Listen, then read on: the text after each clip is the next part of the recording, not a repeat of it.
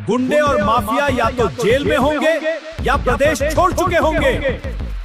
ये नया उत्तर प्रदेश है, यहाँ माफिया नहीं सिर्फ कानून का राज चलेगा। उत्तर प्रदेश की मिट्टी ने बहुत कुछ देखा है, राजाओं की शान, संतों की करुणा और फिर वह लंबा थकाऊ दौर जब डर ने घर बना लिया था।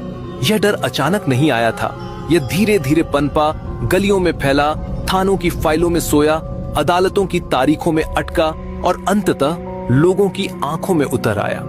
ऐसा डर जो आवाज से पहले ही इंसान को चुप करा देता है। शाम होते होते दुकानों के शटर सिर्फ धूप से नहीं, आशंकाओं से भी गिरते थे।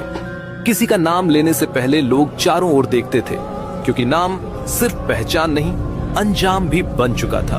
पूर्वांचल, प्रयागराज, आजमगढ़, इन इलाकों में अपराध कोई घटना नहीं था, वह व्यवस्था बन चुका था। राजनीति उसके लिए ढाल थी, पैसा ईंधन और बंदूक उसकी भाषा। जमीनों पर कब्जे, ठेकों की लूट, गवाहों की खामोशी, सब कुछ एक दूसरे से जुड़ा हुआ था।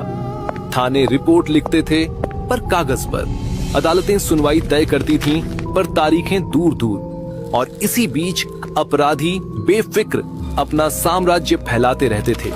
इन नामों में एक नाम ऐसा था जो प्रयागराज की हवा में डर की तरह घुला रहता था, अतीक अहमद। उसके इर्द गिर्द कहानियां थीं, कभी जमीन पर कब्जे की, कभी अपहरण की, कभी गोलियों की। उस पर दर्ज मुकदमे कागजों में भारी थे, पर जमीन पर उसका असर उससे भी भारी। लोग कहते थे कानून दूर है लेकिन उसका आदमी पास। यह वाक्य किसी एक का नहीं था, यह पूरे सिस्टम की थकान का बयान था। समय बीतता रहा, सरकारें आई गई, भाषण हुए, घोषणाएं हुई, मगर अपराध की धारा जैसे किसी और दिशा में बह रही हो, रुकती नहीं थी। और तभी 2017 की एक सुबह राजनीति ने करवट ली। मुख्यमंत्री पद की शपथ के साथ एक चेहरा सामने आया, साधारण वेश, कठोर स्वर और आंखों में अडिग निर्णय। योगी आदित्यनाथ। लोगों ने उम्मीद और आशंका दोनों साथ महसूस की। उम्मीद इसलिए कि बातें सीधी थीं, आशंका इसलिए कि सामने दीवारें ऊंची थीं। शुरुआती दिनों में कोई तमाशा नहीं हुआ, न बड़े बड़े जुलूस, न शोर, मगर सिस्टम के भीतर हलचल शुरू हो चुकी थी। थानों में मीटिंग्स हुई, लंबी, चुप और गंभीर। संदेश साफ था, अब अपराध कोई राजनीतिक नीति नहीं बल्कि सीधी चुनौती है। कई अफसरों को पहली बार लगा कि उनके कंधों से अदृश्य हाथ हट गया है। काम करने की कीमत अब सजा नहीं, सम्मान होगी। फिर घटनाएं बोलने लगी, रात के सन्नाटे में सायरन गूंजने लगे। वर्षों से फरार नाम अचानक खबरों में आए, कभी गिरफ्तारी के साथ, कभी मुठभेड़ के बाद। कुछ लोग इसे एनकाउंटर कल्चर कहकर खारिज करना चाहते थे, लेकिन जमीनी सच्चाई अलग थी। अपराधी भाग रहे थे क्योंकि उन्हें पहली बार भरोसा हो गया था कि इस बार पीछे कोई छाया नहीं है। कानून का डर जो बरसों से कागज में कैद था, सड़कों पर दिखने लगा था। जेलों के भीतर भी वह बदलाव पहुंचा जिसे कोई देखने नहीं जाता। पहले जहां मोबाइल की घंटियां बजती थीं, वहां छापों की आहट सुनाई दी। सुविधाएं छीनी गईं, नेटवर्क तोड़े गए। जिन जेलों को अपराध का संचालन केंद्र समझा जाता था, उन्हें सजा की जगह बनाने की कोशिश शुरू हुई। कुछ माफियाओं को एक जेल से दूसरी जेल और फिर राज्य से बाहर भेजा गया। दूरी सिर्फ किलोमीटर में नहीं, प्रभाव में भी थी। और फिर वह दृश्य आया जिसने मनोविज्ञान बदल दिया। बुलडोजर। यह सिर्फ मशीन नहीं थी, यह प्रतीक था। अवैध संपत्तियां जो सालों तक डर का स्मारक बनी रहीं, एक एक कर गिरने लगी। ऊंचे गेट, मोटी दीवारें, निजी सुरक्षा, सब धूल में बदलता गया। लोग खामोशी से देखते रहे। किसी ने ताली नहीं बजाई, किसी ने नारे नहीं लगाए, पर आंखों में एक अजीब सी राहत थी, जैसे बरसों बाद सांस लेने की जगह मिली हो। इसी बीच अदालतों में भी हलचल दिखी। पुराने मामलों की फाइलें खुली, गवाहों को सुरक्षा मिली।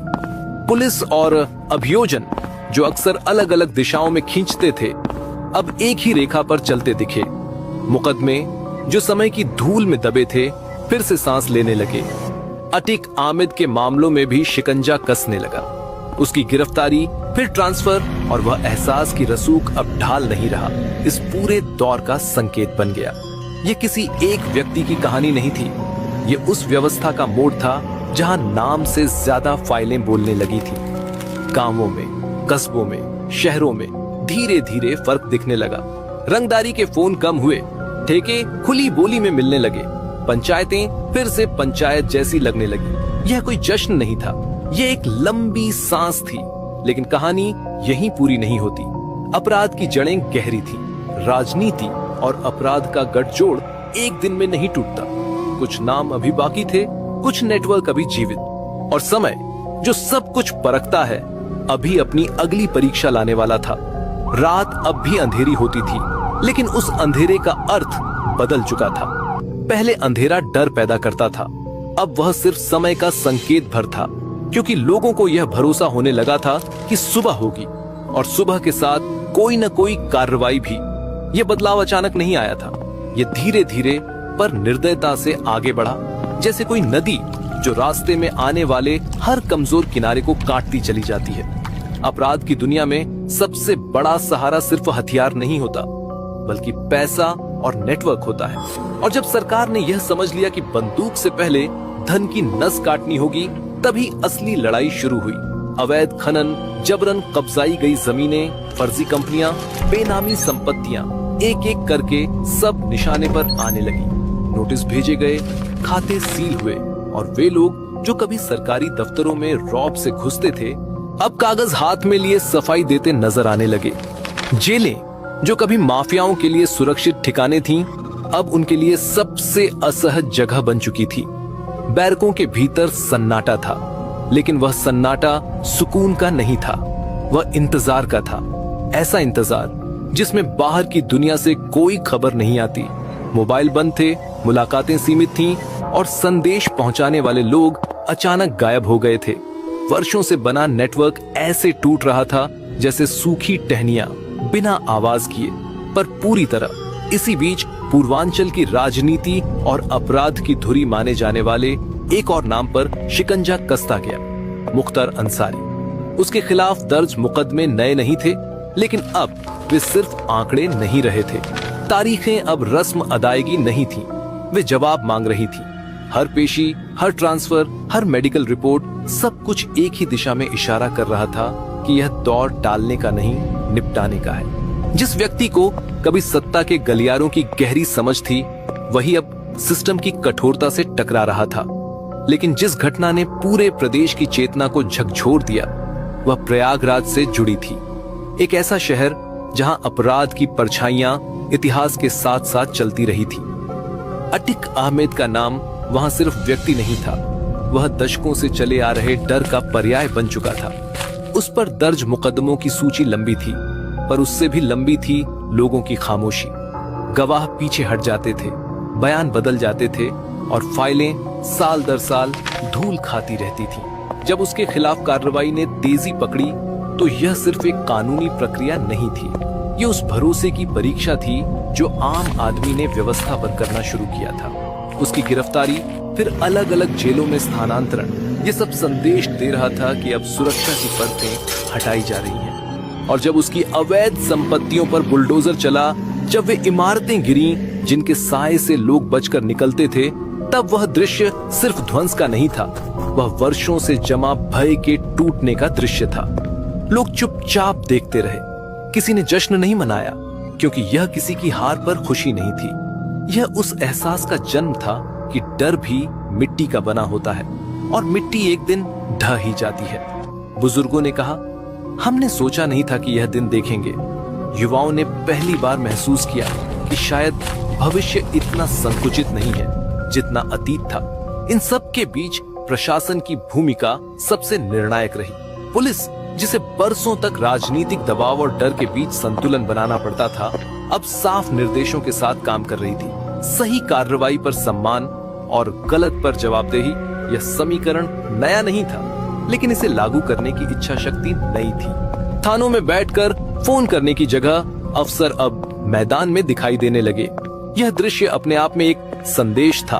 कानून अब मौजूद है, सिर्फ लिखा हुआ नहीं। इस पूरे दौर में सत्ता का चेहरा एक सा बना रहा। कम शब्द, कड़े फैसले। योगी आदित्यनाथ के नेतृत्व में सरकार ने यह साफ कर दिया कि यह लड़ाई लोकप्रियता की नहीं, परिणामों की है। आलोचनाएं हुई, सवाल उठे, लेकिन जवाब घटनाओं ने दी। जिन इलाकों में शाम होते ही सन्नाटा छा जाता था, वहां अब देर तक दुकानें खुली रहने लगी। जिन ठेकेदारों को पहले सेटिंग करनी पड़ती थी, वे अब फाइल लेकर दफ्तर जाते थे। ये कहना आसान है कि अपराध खत्म हो गया, लेकिन सच ये है कि अपराध कभी पूरी तरह खत्म नहीं होता। उसे सिर्फ उसकी जगह दिखानी पड़ती है। और उत्तर प्रदेश में यही हुआ।